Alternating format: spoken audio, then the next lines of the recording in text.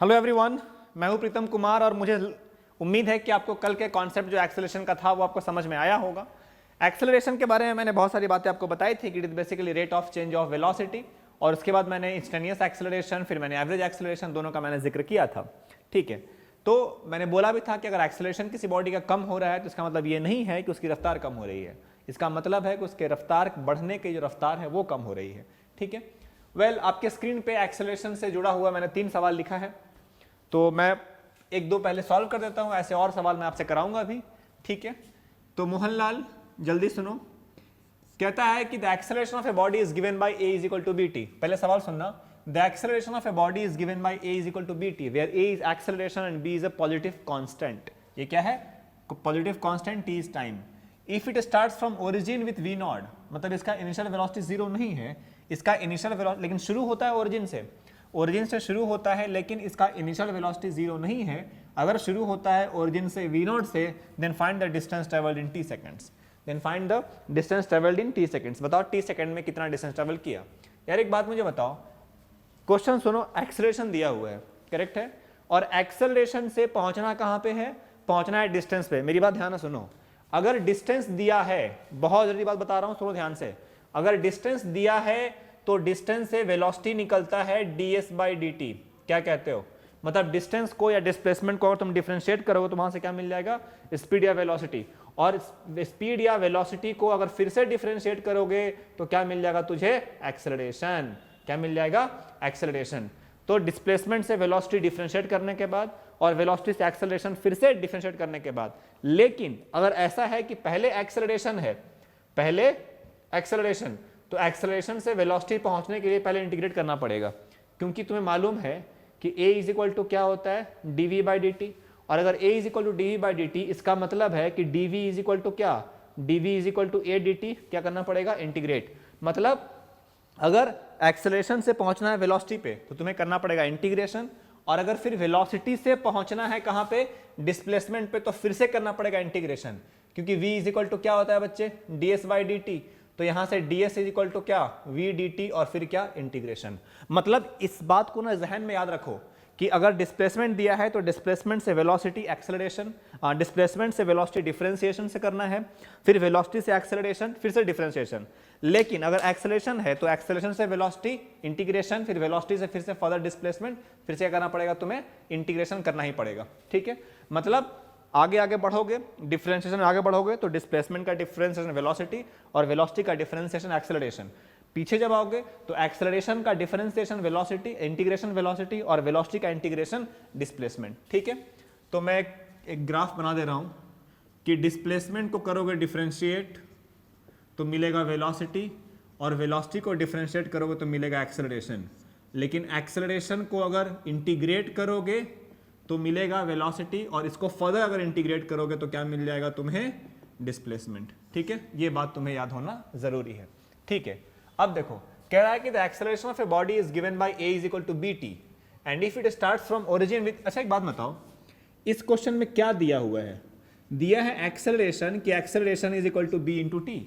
मतलब acceleration uniform नहीं है, एक्सेलरेशन टाइम के साथ वेरी कर रहा है। तो एक्सेलरेशन टाइम के साथ वेरी कर रहा है तो हमें निकालना क्या होगा? सोचो, दिया हुआ है एक्सेलरेशन, और एक्सेलरेशन से निकालना क्या है? Find the distance travel in t second. मतलब हमें यहां से डायरेक्टली यहां पहुंचना है, तो करना क्या पड़ेगा? पहले एक्सेलरेशन को इंटीग्रेट करके वेलोसिटी निकालेंगे, और फिर वेलोसिटी को इंटीग्रेट करके डिस्प्लेसमेंट। तो a is equal to bt, but a होता क्या है? dv by dt।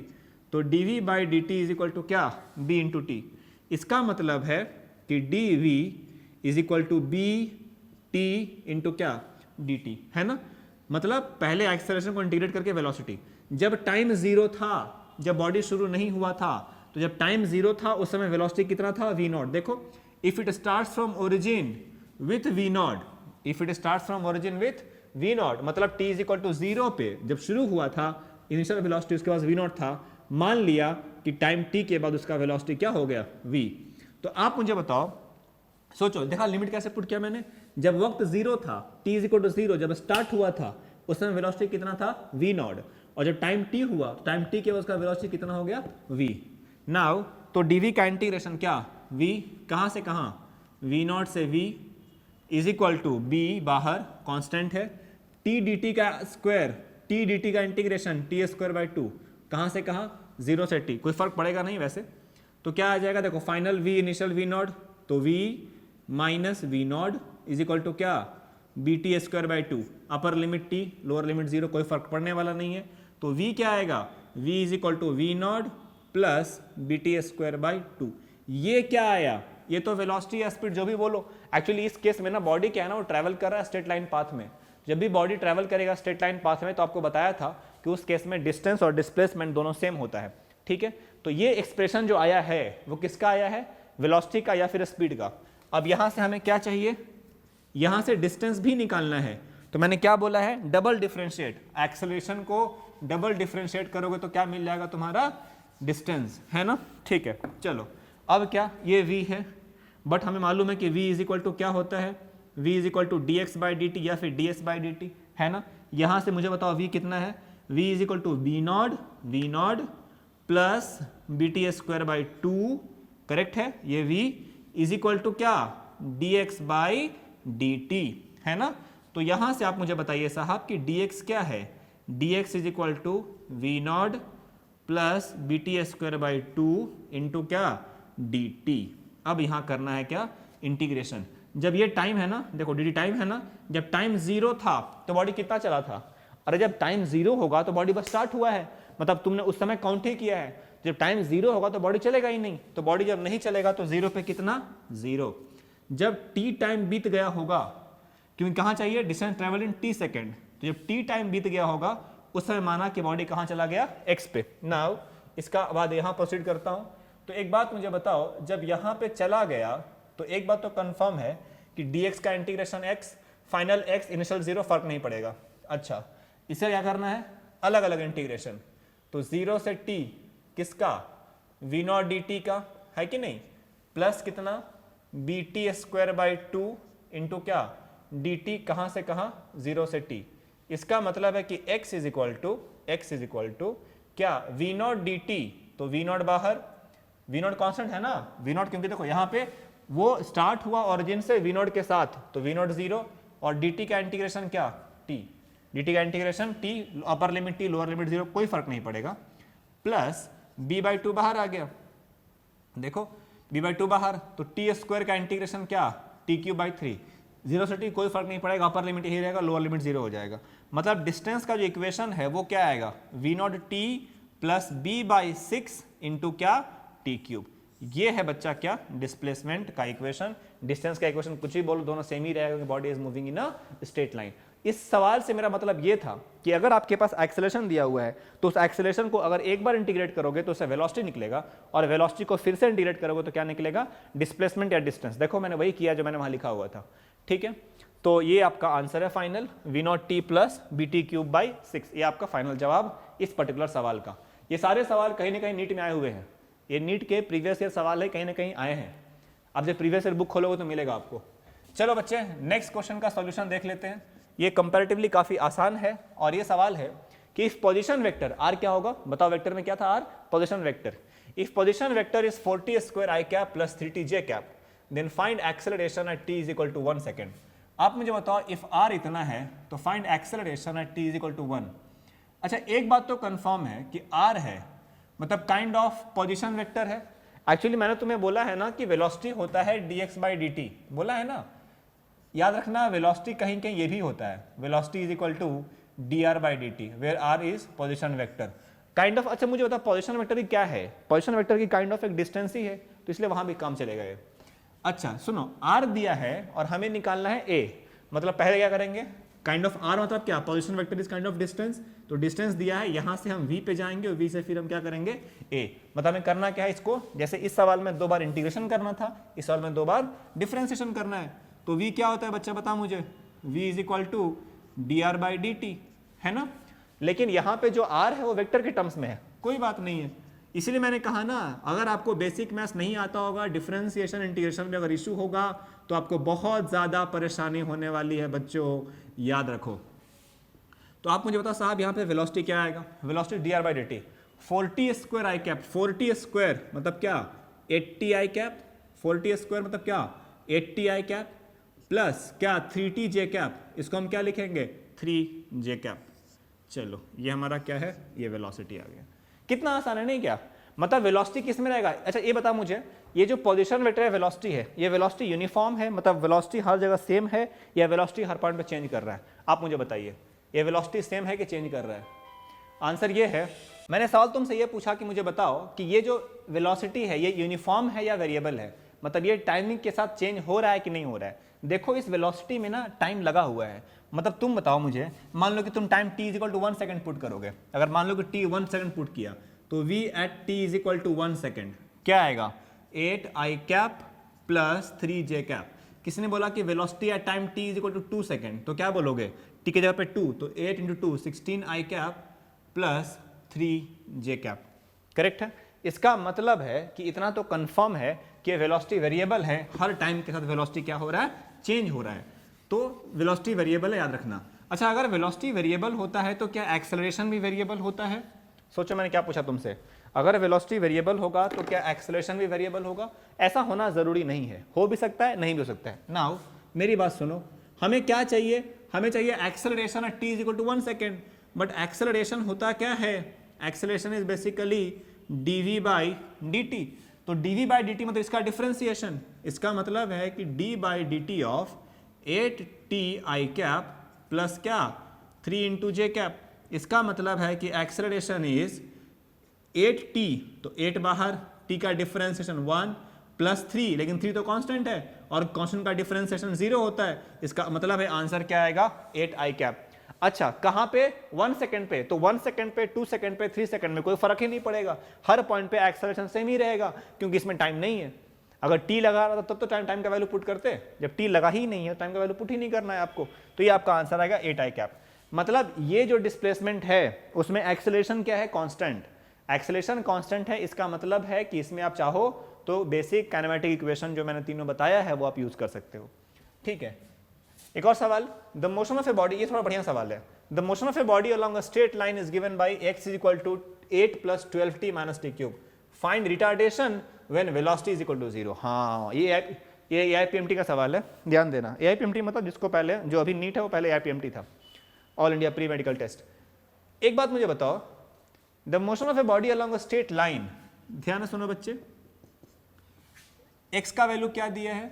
x है 8 plus 12t minus t cube meter, है कि नहीं? The motion of body along a straight line is given by 8 plus 12t minus t cube meter. Find retardation when v is equal to 0। पहले तो retardation मतलब acceleration निकालो कब? जब velocity 0 है।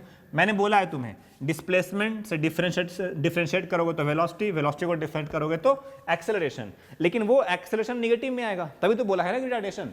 और वो एक्सेलरेशन जब नेगेटिव में आएगा तो तब निकालो जब v इज इक्वल टू क्या है? 0। तो पहले तो देखो कि v 0 होगा कहाँ? v इज इक्वल टू होता क्या है? v is equal to dx by dt। तो dx बाई dt इसका डिफरेंशिएशन 8 का डिफरेंशिएशन 0, 12t का डिफरेंशिएशन 12 माइनस टी क्यूब का डिफरेंशिएशन 3t स्क्वायर मीटर पर सेकेंड। क्या कहते हो, सही है क्या? v is equal to dx by dt, 8 का डिफरेंशिएशन 0, फिर 12t का डिफरेंशिएशन 12 और t क्यूब का माइनस 3t स्क्वायर। अगेन अब क्या है? अब एक बात तो कंफर्म है ना, कब? जब v 0 है। जब v 0 है, कह रहा है कि रिटार्डेशन निकालो कब? जब v 0 है। तो v 0 कब होगा?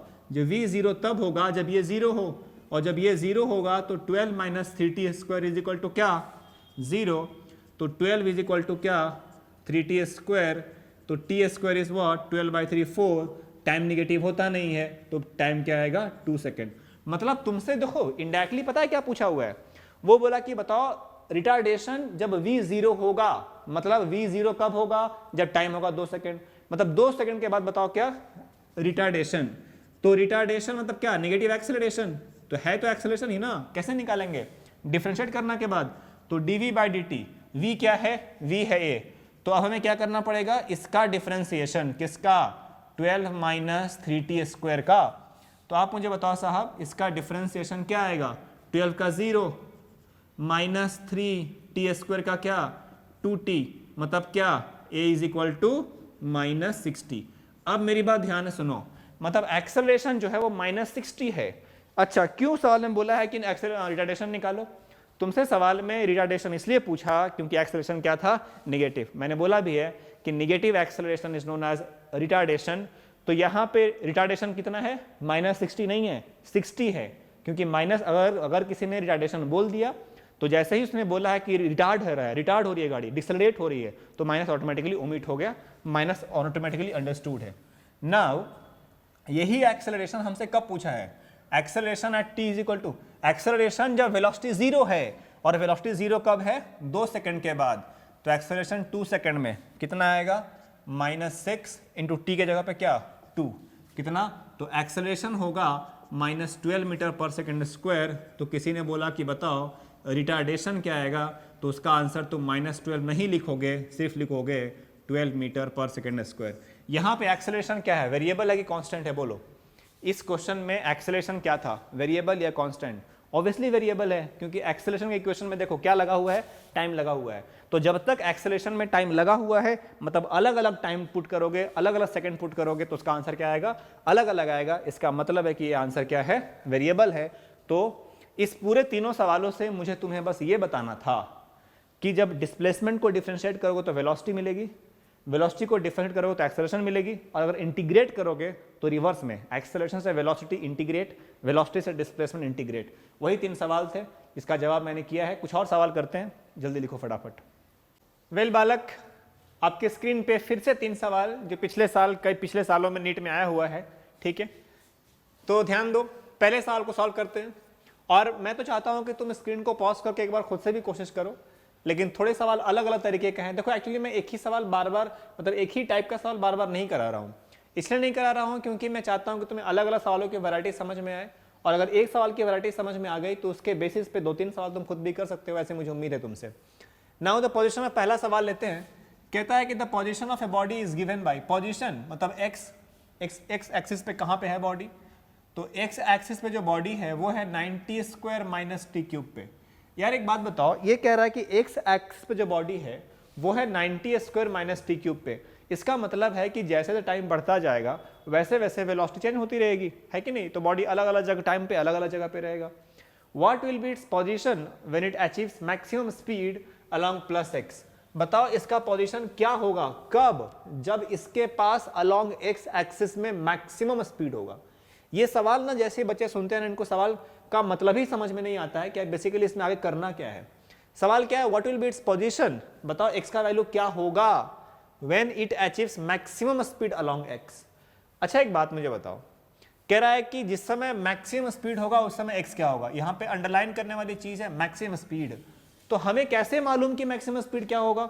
मेरी बात ध्यान सुनो, एक बात याद रखना कि जिस समय वेलोसिटी मैक्सिमम होगा, रट लेना इस बात को आज के बाद, मैं वैसे एक्सप्लेन भी करूंगा क्यों ऐसा बता रहा हूं। जिस समय स्पीड मैक्सिमम होगा या जिस समय स्पीड मिनिमम होगा, दोनों ही केस में एक्सेलरेशन 0 होगा। याद कर लो, क्यों, कब, कैसे, बाद में। अभी बस इतना सोचो कि जिस समय बॉडी का स्पीड मैक्सिमम होगा उस समय एक्सेलरेशन 0 होगा, क्योंकि अगर मान लो कि आप एक ग्राफ ड्रॉ करते हो भाई साहब, और ये कॉन्सेप्ट आता है मैक्सिमा और मिनिमा का, जो मैंने आपको बेसिक में से पढ़ाया हुआ था। आप मुझे बताओ, अगर ये वेलोसिटी और ये टाइम है, और अगर कोई ग्राफ ऐसा है, इसका मतलब है कि मैक्सिमम ग्राफ है और ये मिनिमम है, मतलब वेलोसिटी का मैक्सिमम वैल्यू यहाँ होगा और मिनिमम वैल्यू यहाँ होगा। आप मुझे बताओ दोनों ही पॉइंट्स पे यहाँ पे क्या है मैक्सिमम और यहाँ पे क्या है मिनिमम, तो दोनों ही पॉइंट्स पे ग्राफ जो होगा उसका स्लोप जो होगा वो स्लोप तो 0 है, मतलब slope is dv by dt, पता है ना स्लोप इज, तो dv by dt क्या आएगा 0, बट dv by dt क्या होता है, rate of change of velocity is acceleration, मतलब एक्सेलरेशन इज 0। तो इस बात को जहन में बैठा लो, क्यों, क्योंकि मैक्सिमम और मिनिमम मैंने पढ़ा दिया है तुम्हें। मतलब जब किसी भी क्वेश्चन में जब वेलोसिटी मैक्सिमम होगा या वेलोसिटी मिनिमम है, उस केस में याद रखना कि हमेशा जो होगा एक्सेलरेशन 0। अच्छा, अब इसका मतलब पहले हमें निकालना पड़ेगा कि एक्सेलरेशन 0 कहां पे है। ओके, तो एक्सेलरेशन देखो दिया हुआ क्या है, दिया हुआ है डिस्प्लेसमेंट। तो डिस्प्लेसमेंट से एक्सेलरेशन तक पहुंचना है तो क्या करेंगे, पहले डिस्प्लेसमेंट से वेलोसिटी निकालेंगे, फिर वेलोसिटी से हम एक्सेलरेशन निकालेंगे। तो डिस्प्लेसमेंट से वेलोसिटी, तो वेलोसिटी क्या होता है dx by dt, तो dx by dt देखो 9t स्क्वायर का differentiation 18t minus t cube का 3t स्क्वायर मीटर पर सेकेंड, करेक्ट है। मैं फिर से कह रहा हूं, अगर आपको बेसिक मैथ्स में डिफरेंशिएशन और इंटीग्रेशन नहीं आता होगा तो ये सब कुछ समझ में आने वाला नहीं है, कुछ भी समझ में नहीं आएगा आपको, मेरी गारंटी है। नाउ अब क्या है, एक्सेलरेशन निकालो। तो एक्सेलरेशन क्या होता है, dv/dt। तो dv/dt मतलब इसका डिफरेंशिएशन, तो 18 का डिफरेंस, 18t का 18 माइनस 3t² का कितना 60। तो एक्सेलरेशन इज 18 माइनस 60 मीटर पर सेकेंड स्क्वायर। जब एक्सेलरेशन जीरो होगा, जब एक्सेलरेशन जीरो होगा उस समय क्या, 18 minus 60 is equal to zero, क्योंकि जिस समय स्पीड मैक्सिमम होगा उस समय एक्सेलरेशन क्या आएगा, जीरो। तो 18 minus 60 is equal to zero, मतलब 18 इज इक्वल टू क्या 60, मतलब t इज इक्वल टू कितना 3 second. t is equal to कितना 3 सेकेंड, मतलब तीसरे सेकेंड के बाद उस समय एक पॉइंट के लिए वेलोसिटी क्या होगा, मैक्सिमम, क्योंकि एक्सेलरेशन क्या होगा, जीरो। ठीक है, लेकिन हमसे पूछा क्या है, हमसे पूछा है कि बताओ पोजीशन क्या होगा। सवाल पे फोकस करो, सवाल का पूछा है पोजीशन क्या होगा, पोजीशन तो ये है, यस। तो x पूछा है, लेकिन कब, जब t इज इक्वल टू क्या हो 3। कब पूछा है, जब एक्सेलरेशन जीरो हो। क्यों, क्योंकि उस समय वेलोसिटी क्या आएगा, मैक्सिमम। तो जिस समय वेलोसिटी मैक्सिमम है उस समय एक्सेलरेशन जीरो है, और एक्सेलरेशन जीरो 3 सेकंड पे है, इसका मतलब कि t इज इक्वल टू क्या 3 सेकंड।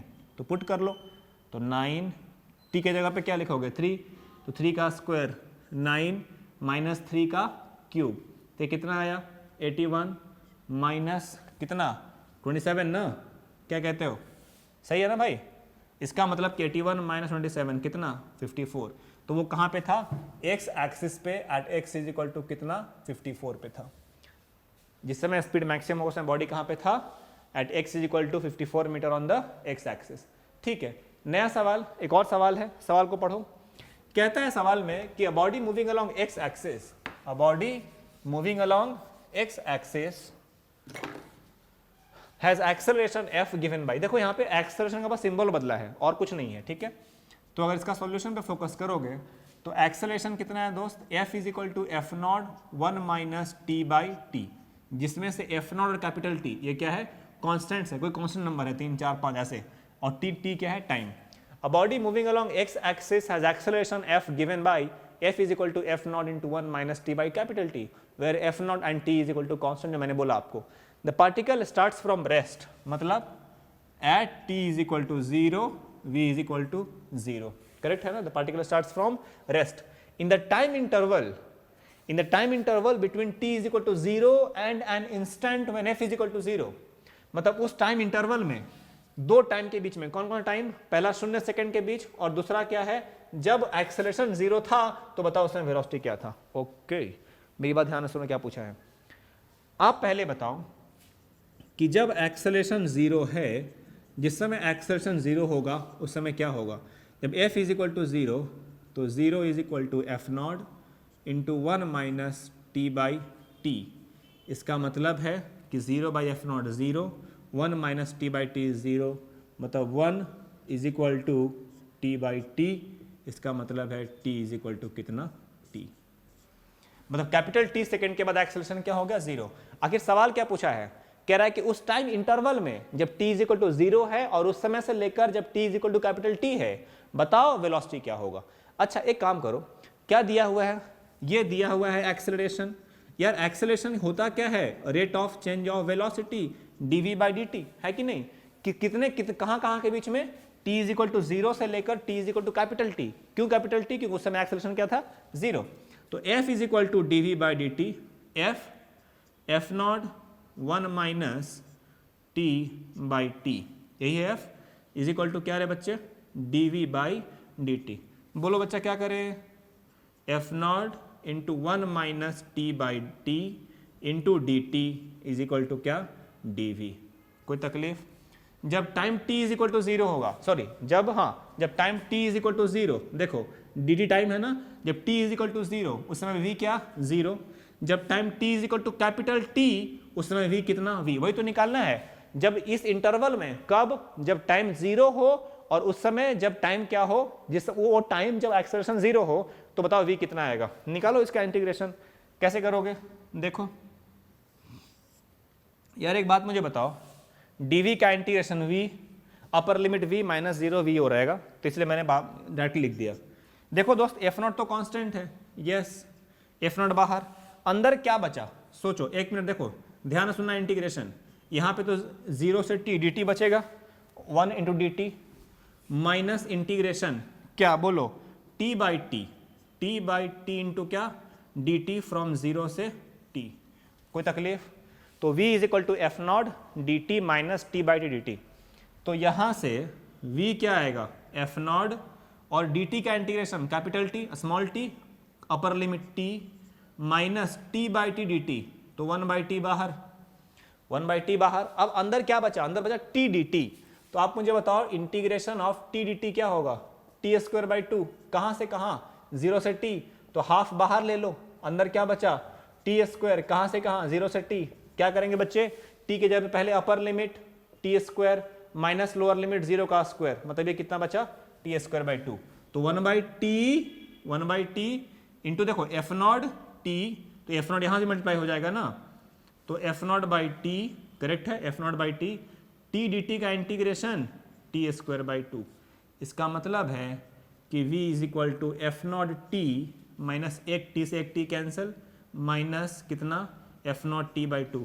तुम बताओ, देखो इधर, तो v is equal to f naught t minus f naught t by 2 is answer f naught t by 2, ये आंसर रहेगा इसका।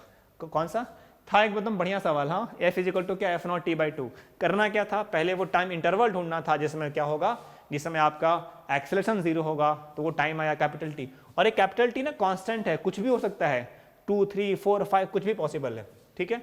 तो फिर हमने और करना क्या था, एक्सेलरेशन दिया था और एक्सेलरेशन से वेलोसिटी तक पहुंचना था, तो आप एक्सेलरेशन से वेलोसिटी तक कैसे पहुंचोगे, अपन को मालूम है कि a is equal to d v by D t, तो d v is equal to क्या, a इंटू डी टी, इसका क्या इंटीग्रेशन, और यहाँ पे a के जगह पे क्या है, एक्सेलरेशन की जगह पे f लिखा हुआ है, तो आप a, ये तो सिंबल है ना भाई, सिंबल तो कुछ भी हो सकता है, a f z कुछ भी पॉसिबल है, आपकी मर्जी पे डिपेंड करता है आप क्या लिखना चाहते हो, ठीक है।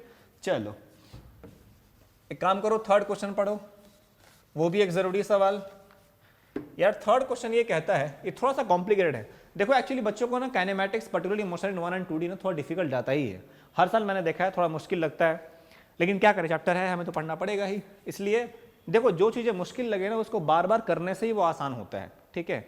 आज जो चीज़ें तुम्हें आसान लगती है ना, वो कभी एक टाइम पे तुम्हें मुश्किल लगी थी, वो ये अलग बात है कि धीरे धीरे वक्त बीतता गया और तुम्हारा प्रैक्टिस बढ़ती गई, तुम्हारा ब्रेन का सोचने का ताकत बढ़ता गया, जिसकी वजह से जो आसान लगती है।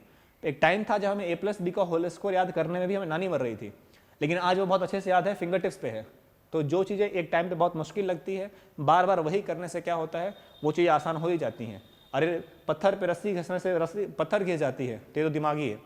चलो, a particle moves according to x is equal to, मतलब पार्टिकल का डिस्प्लेसमेंट दिया है, क्या दिया है, t प्लस 5 का power -1, okay. Now then acceleration is proportional to क्या, वेलोसिटी का पावर 3/2, डिस्टेंस का स्क्वायर, ये नीट का सवाल है, डिस्टेंस का पावर -2 और v का पावर 2/3। बेहतरीन सवाल, बच्चों को मुश्किल आती ही इसमें है, इसलिए मैं आपको बहुत ही धीरे धीरे बताता हूं।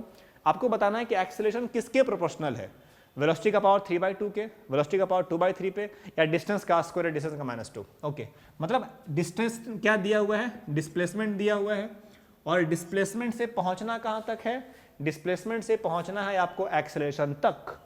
ऐसे एक बात बताओ, t प्लस 5 का पावर -1, यही है ना, इसको हम ऐसे लिखते हैं 1/t प्लस 5, करेक्ट है, मतलब तो वही है ना 1/t प्लस 5। अच्छा यार एक बात बताओ, निकालना है एक्सेलरेशन, लेकिन सोचो कहां से कहां मूव कर रहे हैं हम, हमारे पास डिस्प्लेसमेंट है और यहां से पहुंचना है एक्सेलरेशन तक, मतलब क्या करेंगे, पहले डिस्प्लेसमेंट से वेलोसिटी निकालेंगे और फिर वेलोसिटी को डिफरेंशिएट करके एक्सेलरेशन भी निकालेंगे, करेक्ट है ना, ठीक है।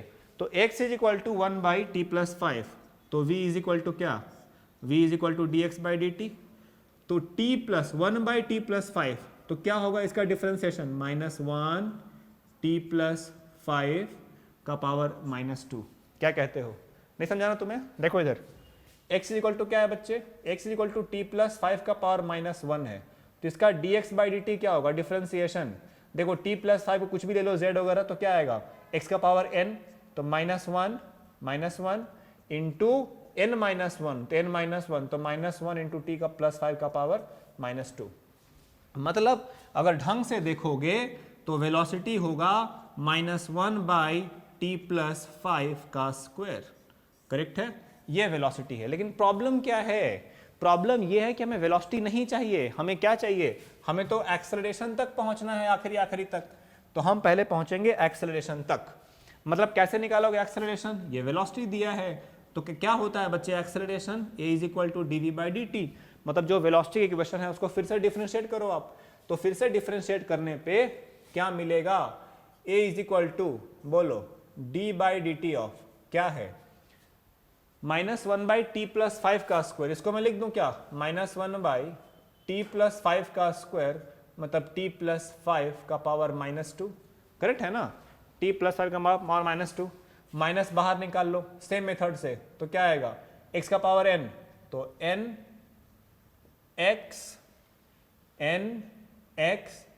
n-1, मतलब ये क्या आया? +2/t+5 का पावर 3।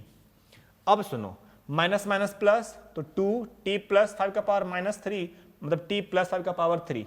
अब देखो, ये है एक्सेलरेशन, ये है वेलोसिटी, और ये है डिस्टेंस।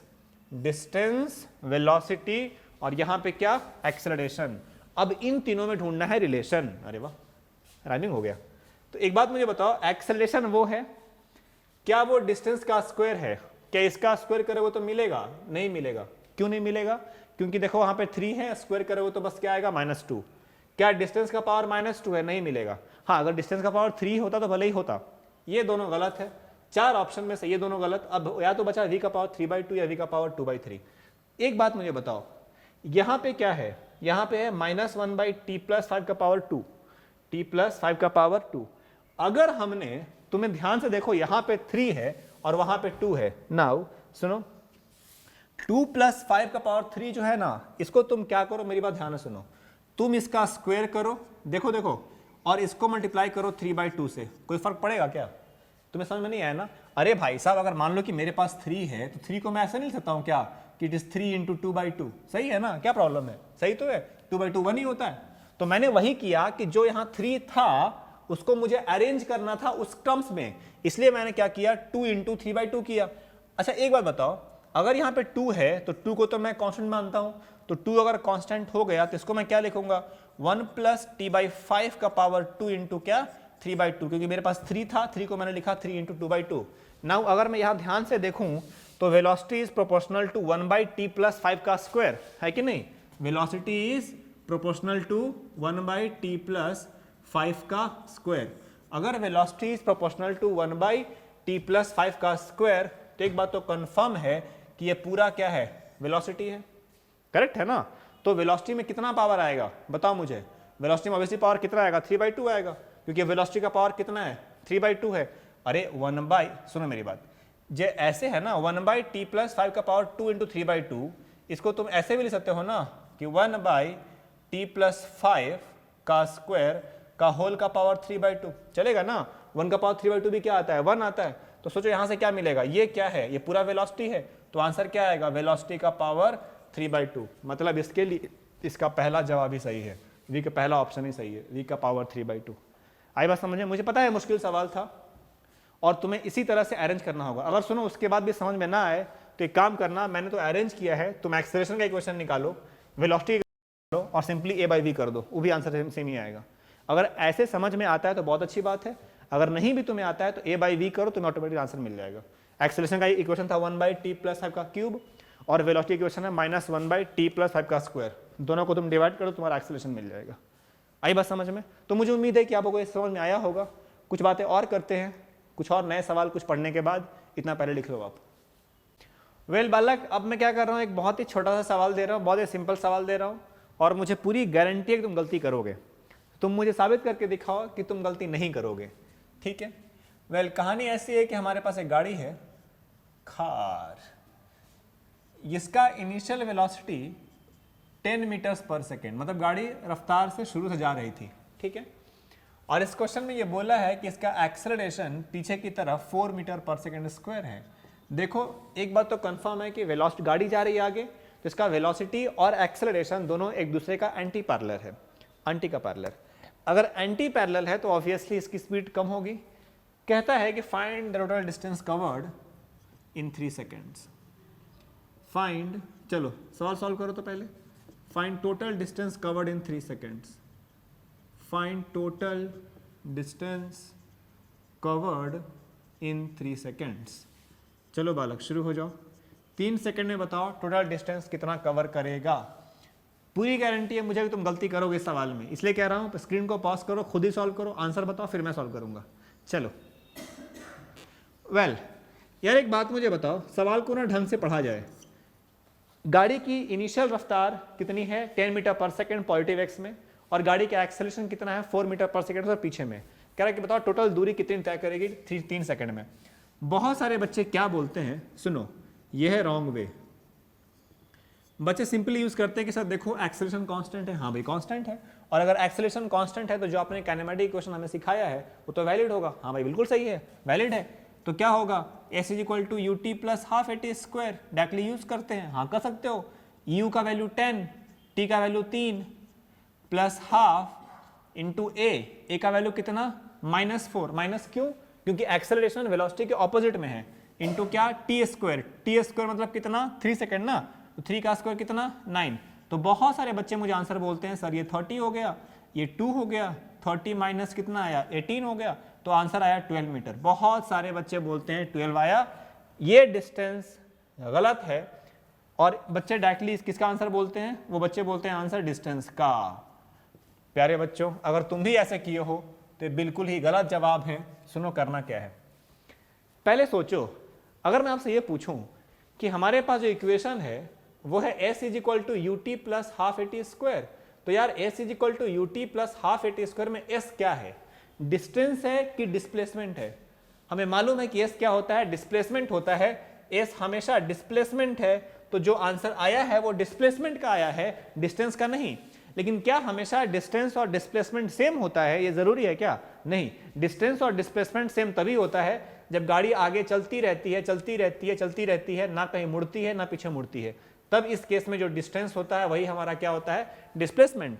लेकिन अगर गाड़ी कहीं आगे से मुड़ गई, मैंने बोला है कि जहां गाड़ी पलट जाती है वहां डिस्टेंस और डिस्प्लेसमेंट सेम नहीं होता है। तो पहले हम ये देखें गाड़ी पलटी कब है, क्यों। अच्छा गाड़ी के पलटने का चांस क्यों है यार, गाड़ी के पलटने का चांस ये है, इसलिए है क्योंकि इसका एक्सेलरेशन पीछे है। इसकी इनिशियल रफ्तार आगे है लेकिन इसका एक्सेलरेशन पीछे है, इसलिए इस गाड़ी के पलटने का चांस है। तो निकालते हैं कि गाड़ी पलटती कब है, तो जब वैन गाड़ी तब पलटेगी जब फाइनल वेलोसिटी क्या आ जाएगा 0। मैंने इसका जिक्र पहले परसों के लेक्चर में बहुत बार किया है कि जब भी आपका v 0 होगा उसमें गाड़ी पलट जाती है, तो v 0 होने का मतलब है कि v = u + at = 0। अच्छा पहले मुझे बताओ ये काइनेमेटिक इक्वेशन वैलिड क्यों है। ये काइनेमेटिक इक्वेशन वैलिड इसलिए है क्योंकि एक्सेलरेशन हमारा कांस्टेंट है, u 10 a - 4 × टाइम = 0। इसका मतलब है कि 10 = क्या 4t, तो t का मतलब है 2.5 सेकेंड। मतलब 2.5 सेकेंड के बाद गाड़ी पलट गई। हमें क्या चाहिए, हमें क्या चाहिए, find total distance covered in 3 seconds. मतलब 3 सेकेंड में क्या होगा, गाड़ी पहले यहाँ पे रफ्तार कितनी थी इसकी 10 मीटर्स पर सेकेंड, टाइम कितना था 0 सेकेंड, तो यहाँ से गाड़ी कहाँ जाएगी, यहाँ तक जाएगी, और यहाँ जाने के बाद रफ्तार इसकी कितनी हो जाएगी 0। जब इसकी रफ्तार 0 होगी टाइम क्या आएगा 2.5 सेकेंड। लेकिन इसके बाद गाड़ी क्या हुई है, गाड़ी इसका पलट जाएगी ना, और गाड़ी पलटने के बाद फिर क्या होगा, गाड़ी पीछे भागेगी, और इस समय इसकी इनिशियल रफ्तार कितनी होगी 0, क्योंकि जो इसका फाइनल वेलोसिटी है वही तो इसका इनिशियल वेलोसिटी है। और फिर गाड़ी और कितना देर चली, तो गाड़ी और 0.5 सेकेंड चली है। इसका मतलब कि अगर हमें डिस्टेंस निकालना होगा, ध्यान से सुनना, ये बिल्कुल वैसे ही है जैसे मैंने आपको पहले बताया है कि उस केस में distance is not equal to displacement, जब गाड़ी पीछे पलट जाती है। मतलब इसमें करना क्या है, इसमें पहले ये ढूंढना है कि आगे 2.5 सेकेंड तक कितना चली और उसके बाद पीछे ½ सेकेंड कितना चली। तो total distance is equal to आगे जाने का प्लस पीछे आने का। तो आगे जाने का आप मुझे बताओ साहब, आगे जाने का कितना हुआ, तो s is equal to S1 आगे जाने का ut + ½ at², पहला u कितना बोलो 10, ut t कितना 2.5, ut प्लस के जगह माइनस कर दूंगा, क्यों एक्सेलरेशन पीछे है, -½ × a कितना 4, टाइम स्क्वायर 2.5 सेकेंड का स्क्वायर 2.5 is 5/2, तो 5/2 का स्क्वायर लिख सकते हो। ये क्या आएगा, ये तो पहले आगे जाने का है ना डिस्प्लेसमेंट। क्या आगे जाने में 2.5 सेकेंड तक डिस्टेंस और डिस्प्लेसमेंट दोनों सेम था? हाँ सेम था, क्योंकि गाड़ी का स्ट्रेट लाइन मोशन है, कहीं पलटी नहीं है। 2.5 सेकेंड तक पलटी है, 2.5 सेकेंड के बाद। प्लस इसके बाद फिर क्या, यहाँ से फिर से ut plus half at square, लेकिन u क्या है 0। क्यों u 0? क्योंकि इनिशियल रफ्तार 0। कितना time, time only half second. क्यों? क्योंकि 2.5 तो ये हो गया है, और टोटल टाइम कितना पूछा है हमसे, 3 सेकेंड। तो 3 सेकेंड में 2.5 सेकेंड आगे प्लस हाफ सेकेंड पीछे, प्लस हाफ। तुम बोलोगे यहाँ पे हाफ क्यों लिया सर? क्योंकि अभी जिधर वेलोसिटी है उधर ही एक्सेलरेशन है। पहले क्या था, पहले वेलोसिटी आगे एक्सेलरेशन पीछे, अब वेलोसिटी पीछे एक्सेलरेशन आगे, दोनों सेम डायरेक्शन में। सेम डायरेक्शन मतलब प्लस लिखने का, half into A 4 and time, time कितना 1.2 का स्क्वायर। क्या करना है, इसको सॉल्व करना है। तो कितना आएगा 25 माइनस, देखो इधर 1/2, यहाँ सुनो ये 4 और ये 2 का स्क्वायर 4, 4 4 कैंसिल 25, करेक्ट है। प्लस ये क्या आएगा 0 खत्म, हाफ इंटू 4 इंटू 1/2 का स्क्वायर, बोलो कितना 1/4। मतलब क्या, देखो इधर 4 4 कैंसिल, 25 माइनस 25/2, 25/2 12.5, 25 माइनस 12.5 12.5, तो ये रहा 12.5 प्लस ये क्या रहा 0.5। इसका मतलब है कि टोटल इसका आंसर क्या है 13 मीटर। अगर इस क्वेश्चन का आंसर 13 मीटर है तो मुझे बताइए कि यहाँ पे 12 मीटर क्या था। इसका मतलब ये हुआ कि पीछे मुड़ के भी वो मूव किया है। तो ये जो है ना डिस्प्लेसमेंट है, बस यहाँ से यहाँ की दूरी, मतलब आपको ये डिस्प्लेसमेंट है। ये क्या है डिस्प्लेसमेंट, कहाँ से कहाँ, यहाँ से लेकर यहाँ तक, ये डिस्प्लेसमेंट है, बस ये डिस्प्लेसमेंट है। डिस्टेंस कितना है, यहाँ से यहाँ प्लस यहाँ से यहाँ, जहाँ फाइनल फाइनल कहाँ तक आया, यहाँ तक आया मान लो, तो फाइनल ये डिस्प्लेसमेंट ये वाला। हम ये मान के चल रहे हैं फाइनल गाड़ी यहाँ पे है, तो यहाँ से यहाँ तक डिस्प्लेसमेंट, यहाँ से यहाँ तक प्लस यहाँ से यहाँ तक क्या है टोटल डिस्टेंस कवर्ड। ठीक है, मुझे उम्मीद है समझ में आई होगी आपको। आगे बढ़ते हैं, नेक्स्ट टॉपिक है डिस्प्लेसमेंट इन nth सेकेंड। अब मेरी इस बात को समझना, डिस्प्लेसमेंट इन nth सेकेंड, अब इसका मतलब क्या है मेरी बात ध्यान से समझो।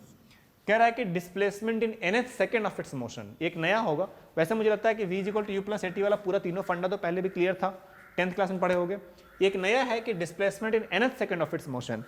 पहले nth का मतलब समझो, displacement in third second n = 3, displacement in fourth second n = 4, ऐसे ही displacement in third second n की जगह पर क्या है 3। इसका मतलब है कि जब भी ऐसा सवाल आए कि वो find the displacement in third second, इसका मतलब है कि तीसरा सेकेंड, मतलब जब दूसरा सेकेंड खत्म हुआ था, जब थर्ड सेकेंड शुरू हुआ, उस समय से लेकर कितना मूव किया जब थर्ड सेकेंड खत्म हुआ, तो कितना टाइम बचा, कितना सेकेंड में निकालना है, 1 सेकेंड ही निकालना है। टाइम इंटरवल 1 सेकेंड ही है, लेकिन वो सेकेंड कौन सा है, तीसरा सेकेंड है। तुम कंफ्यूज कर रहे हो, मुझे पता है, हर साल बच्चे कंफ्यूज करते हैं। मैंने क्या बोला, डिस्प्लेसमेंट इन थर्ड सेकेंड, मतलब बताओ तीसरे सेकेंड में कितना मूव किया है। तो तीसरा सेकंड कितना सेकंड है, टाइम इंटरवल कितना है, वक्त कितना है हमारे पास, बस 1 सेकंड ही है। वो 1 सेकंड कौन सा है, तीसरा सेकंड है। मतलब टोटल डिस्टेंस बताओ तीसरे सेकंड में। मतलब हम एक काम करते हैं कि अगर हमें डिस्टेंस निकालना है, डिस्प्लेसमेंट निकालना है, तो पहले हम क्या करते हैं, पहले डिस्प्लेसमेंट निकालते हैं। जैसे कि मान लो कि तीसरा सेकंड में find displacement in third second, तो एक काम करो, पहले निकालो डिस्प्लेसमेंट इन 3 सेकंड्स, टोटल 0 से लेकर 3 सेकंड, और उसमें से displacement in first 2 second minus कर दो, तो क्या बचेगा, डिस्प्लेसमेंट थर्ड सेकंड। देखो displacement in third second, displacement in third second and displacement in 3 seconds, इन दोनों में आसमान जमीन का फर्क है। डिस्प्लेसमेंट इन थर्ड सेकंड मतलब वो 1 सेकंड, और वो 1 सेकंड जो तीसरा सेकंड था, उस तीसरे सेकंड में गाड़ी कितनी मूव करी, ये हुआ डिस्प्लेसमेंट इन थर्ड सेकंड।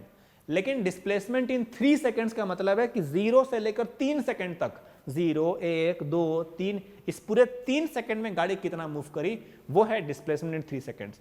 मतलब basically displacement in third second and displacement 3 seconds दोनों इंटायरली डिफरेंट चीज है। तो यहां पे क्या है, 3 सेकंड्स की थर्ड सेकंड, यहां पे displacement in nth second, displacement in 1 second. मतलब कोई भी मोशन होगा वो हमेशा सिर्फ 1 सेकंड होगा। अच्छा एक बात बताओ, एक और सवाल, ये हमें बात समझ में आ गई कि displacement in nth second and displacement in n seconds, ये दोनों अलग अलग है। Displacement in n seconds and displacement in nth second, ये दोनों अलग अलग है। मतलब अच्छा एक बात और बताओ, displacement in third second and displacement in fifth second दोनों में टाइम इंटरवल कितना होगा? सोचो, displacement in third second and displacement in fifth second दोनों में टाइम इंटरवल कितना है? 1 सेकेंड का ही है, तीसरा सेकेंड, पांचवा सेकेंड। तीसरा सेकेंड कब शुरू होगा? जब दूसरा खत्म होकर तीसरा शुरू हो रहा होगा, से लेकर जब तीसरा खत्म हो रहा होगा और क्या होगा? चौथा शुरू होगा। ये हुआ थर्ड सेकेंड। सिमिलरली पांचवा सेकेंड मतलब डिस्प्लेसमेंट इन पांचवा सेकेंड, एक उस सेकेंड, वो उस पांचवे 1 सेकेंड में बॉडी कितना मूव किया, मतलब डिस्प्लेसमेंट इन पांचवा सेकेंड। अगर कोई बात तुम्हें नहीं समझ में आया तो स्क्रीन को वापस जाओ, रिकैप करो, फिर से देखो। डिस्प्लेसमेंट इन पांचवा सेकेंड मतलब वो सेकेंड जब चौथा खत्म हो रहा होगा, वहां से लेकर वो सेकेंड जब पांचवा खत्म हो रहा होगा, मतलब चौथा खत्म होकर पांचवा शुरू होगा, उस समय से लेकर जब पांचवा खत्म होकर छठा शुरू हो रहा होगा, इसको हम क्या बोलते हैं? Displacement in fifth second.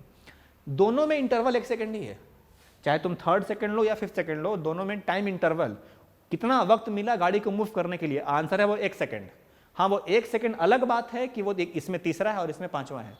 तो मेरा सवाल ये है कि अगर बॉडी मान लो कि कांस्टेंट स्पीड या कांस्टेंट एक्सेलरेशन और स्पीड, अगर बॉडी कांस्टेंट एक्सेलरेशन से आगे मूव कर रही है, तो क्या जो डिस्प्लेसमेंट थर्ड सेकेंड में है, क्या वही डिस्प्लेसमेंट फिफ्थ सेकेंड में भी होगा?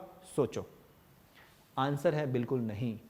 तुम गाड़ी भगा रहे हो, कॉन्टिन्यूसली तुम्हारी गाड़ी भाग रही है, तो क्या जो डिस्प्लेसमेंट तूने तय किया पहला सेकंड में वही डिस्प्लेसमेंट तय करेगा लास्ट के सेकंड में? नहीं, उसमें बहुत फास्ट हो गई गाड़ी, बहुत फास्ट हो तो दूरी क्या हुआ? ज्यादा ट्रैवल किया। बात समझ आ रहा है मैं क्या कह रहा हूं?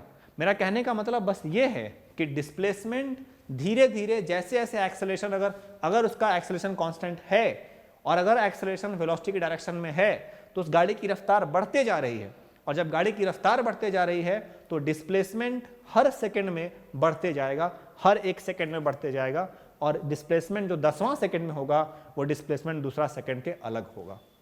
मेरी बात समझ में आया मैं क्या बोल रहा हूं? तो हम क्या निकालने वाले हैं? Displacement in nth second. कोई बोला कि बताओ कि छठा सेकंड में बॉडी कितना मूव किया, छठा सेकंड में बॉडी कितना मूव किया, तुम क्या बोलोगे? छठा सेकंड में मूव किया is displacement in total 6 seconds minus displacement in total 5 seconds. Yes, total 6 second में जितना मूव किया उसमें से माइनस कर दो डिस्प्लेसमेंट जो कि टोटल 5 सेकंड में मूव किया, तो बचा के 1 ही सेकंड बचा ना। और वो सेकंड कौन सा था? जब पांचवा खत्म होके छठा शुरू होगा, वहां से लेकर वो टाइम जब छठा भी खत्म हो गया होगा और सातवां शुरू हो रहा होगा। यह है 1 सेकंड। मतलब हमेशा n क्या आएगा? 1 ही आएगा।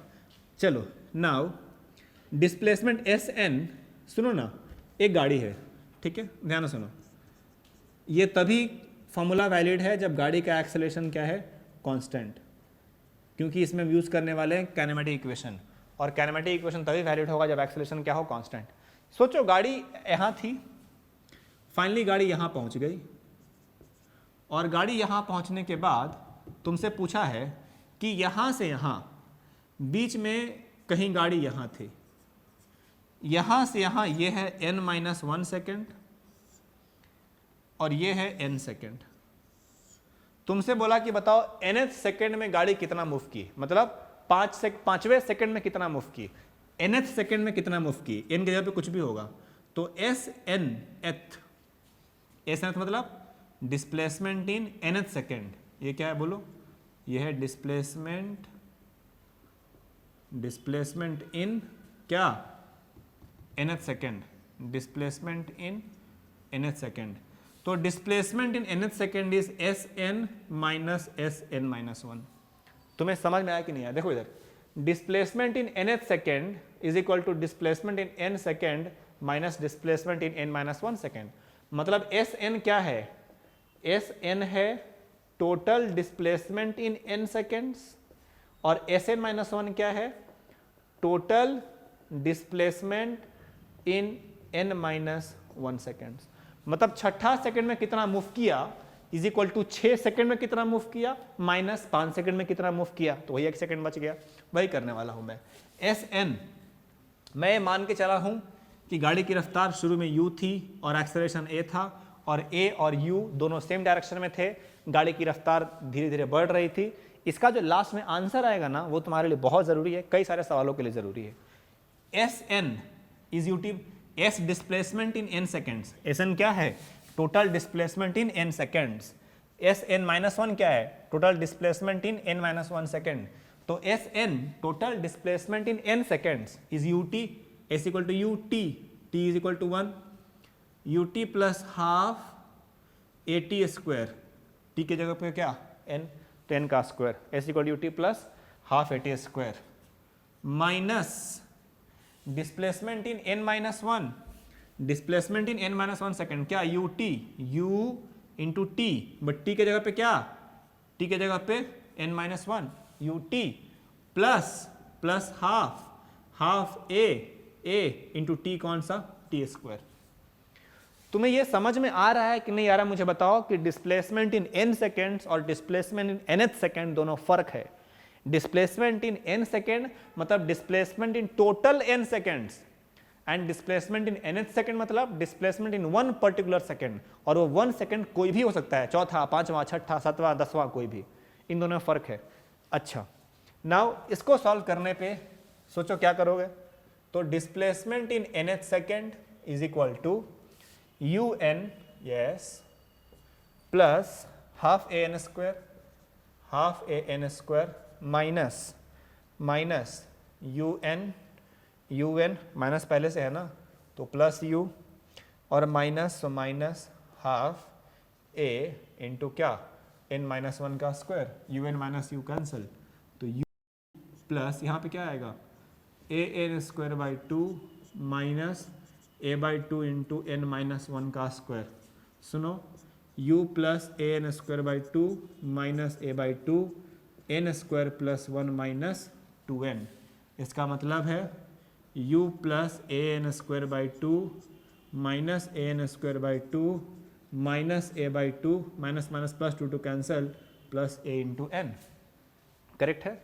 तो बोलो क्या बचा? ए एन स्क्वायर से cancel, u plus a common ले लो, n minus one by two मतलब is equal to u plus a into two n minus one by two. मतलब जो फाइनल रिजल्ट आएगा, मैं यहाँ लिख रहा हूँ, final result displacement in 1 seconds, displacement in nth second, तो एस nth इज u, देखो इधर, u plus a by two into two n minus one. बहुत ही इंपॉर्टेंट रिजल्ट है, याद रखना, और ये डिस्प्लेसमेंट किसी एक पर्टिकुलर सेकेंड में है, लेकिन कुछ बातें, जरूरी बातें जो समझो। डिस्प्लेसमेंट इन nth सेकेंड मतलब वन पर्टिकुलर सेकेंड, तो displacement in nth second is u plus a by two into two n minus one. U initial speed, a acceleration, n कोई n वो टाइम है जब ये होगा, माइनस वन तो खैर वो है। u क्या है? ये है इनिशियल स्पीड, a क्या है? एक्सेलरेशन, और ये इक्वेशन तभी वैलिड है जब एक्सेलरेशन क्या हो? कांस्टेंट। अगर एक्सेलरेशन कांस्टेंट नहीं है तो s n th is equal to u plus a by two two n minus one आप लगा नहीं सकते हो, मैं फिर से बता रहा हूं। अच्छा, एक बात मुझे बताओ, कोई गाड़ी है, तुमसे पूछा कि गाड़ी रेस से चालू हुई, ऐसा है कि गाड़ी रेस से चालू हुई, बताओ तीसरा सेकंड में कितना मूव किया? तीसरा सेकंड में कितना मूव किया? क्या बोलोगे? S in third second u zero, मान लो कि एक्सेलरेशन 2 है, तो 2 by two, a is equal to कितना? 2, तो 2 by two into two into n के जगह पे 3 माइनस वन, तो 2 बाई टू 1, 3 दूनी 6 माइनस वन 5 मीटर मूव किया। तो ये 5 मीटर जो मूव किया वो कौन से सेकंड में मूव किया? ये मूव किया तीसरे सेकंड में।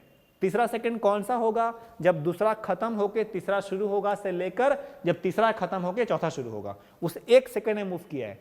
nth कोई भी वैल्यू रहे, 5वां, 6ठा, 10वां, 12वां, वो होता कब? तुम बताओ, तुम अभी मान लो कि 11वां क्लास में हो। कौन से क्लास में हो? 11वां क्लास में। तो कितने साल हुआ? मतलब कितना जो क्लास है उसका ड्यूरेशन कितना है? 1 साल ही है ना। अगर तुम 12वां में रहता तो, अगर तुम 12वां में रहता तो ड्यूरेशन कितना था? एक ही साल था ना। 12वां एक ही साल का होता है ना। हाँ, तुम 5-6 बार फेल करोगे तो 5 साल हो जाएगा, वो अलग बात है, लेकिन कितने साल का रहेगा वो? 1 साल का ही रहेगा। तुम कोई बोला कि एक बच्चा चौथा क्लास में है, कौन से क्लास में है? चौथा क्लास में है, उसका ड्यूरेशन कितना है? 1 साल ही है। वैसे ही चौथा सेकंड, तो ड्यूरेशन कितना? 1 ही साल है ड्यूरेशन, एक ही साल नहीं, एक ही सेकंड ड्यूरेशन होगा ना बेसिकली। तो वही समझाना चाह रहा हूं कि n के जगह पे कुछ भी होगा, लेकिन वो हमेशा 1 सेकंड ही होगा, तीसरा, चौथा, 5वां, 6ठा, 7वां।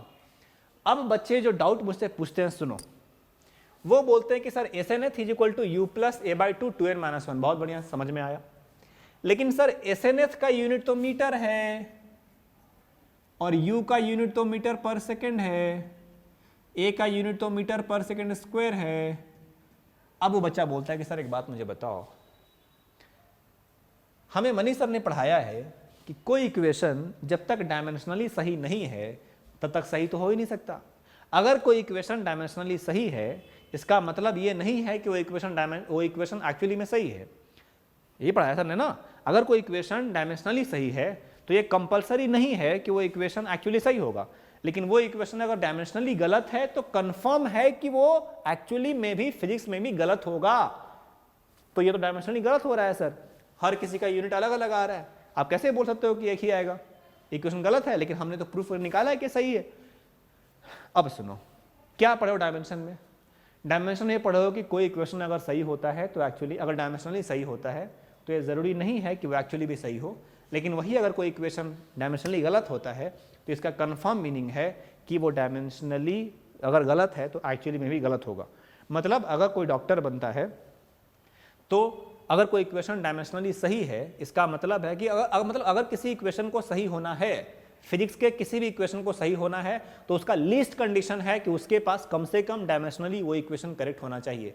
वैसे ही जैसे डॉक्टर बनने के लिए 10th पास होना जरूरी है, लेकिन सिर्फ डॉक्टर बनने के लिए 10th पास होना जरूरी नहीं है, वो मिनिमम क्राइटेरिया होता है। अब एक बात सुनो, ये डायमेंशनली गलत है और अगर कोई इक्वेशन डायमेंशनली गलत है इसका मतलब है कि एक्चुअली में गलत हो गया हो। फिर तो ये लग रहा है कि डायमेंशनली गलत है।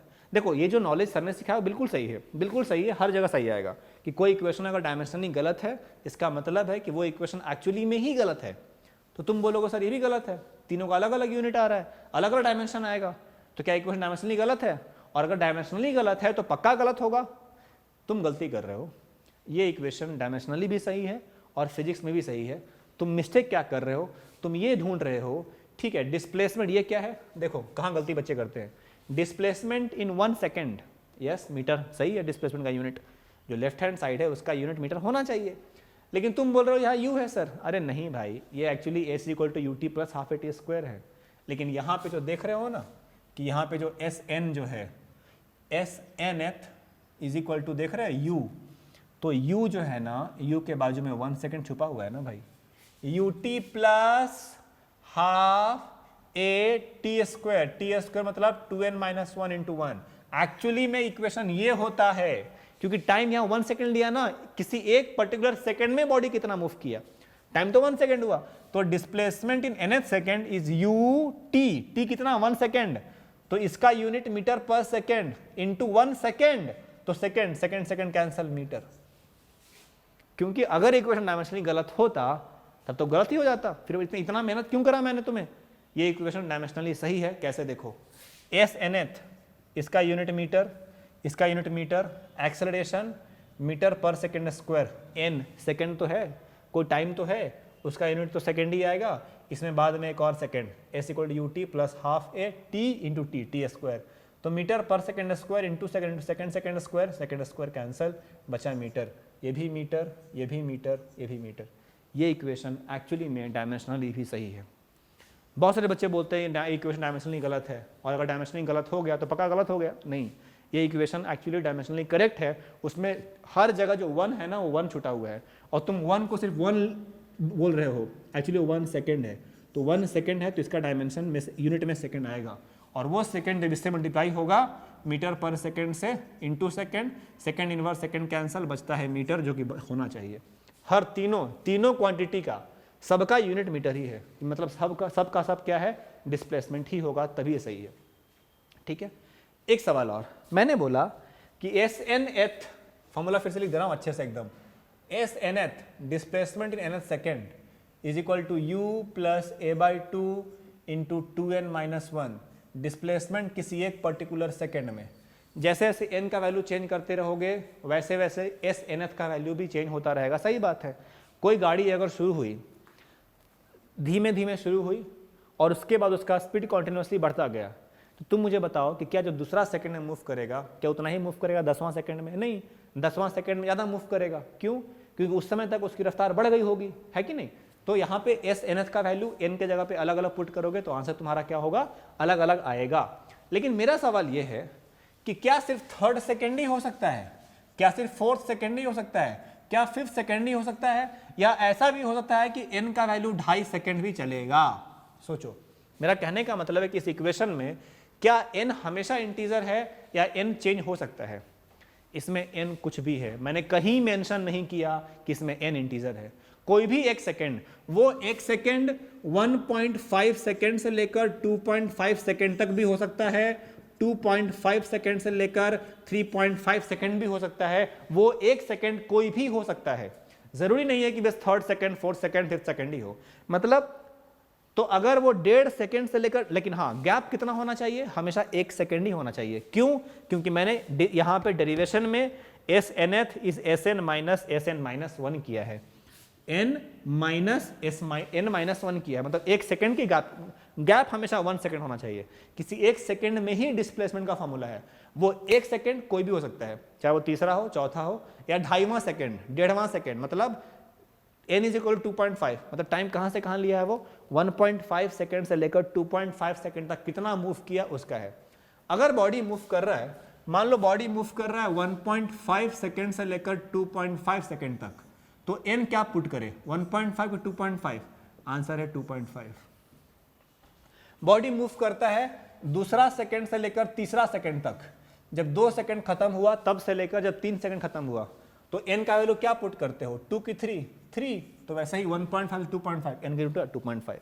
मतलब यहां लिखने, नोट लिखो, नोट लिखो, n need not to be an integer, n need not to be an integer, it can be any fraction as well, it can be any fraction as well, but the time interval must be 1 second, must be 1 second, and this equation is dimensionally correct, because and this equation is dimensionally correct।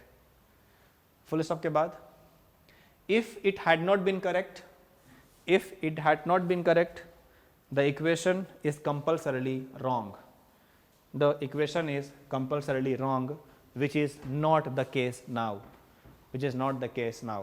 मुझे उम्मीद है कि आपको समझ में आ गया होगा, फटाफट लिख डालो।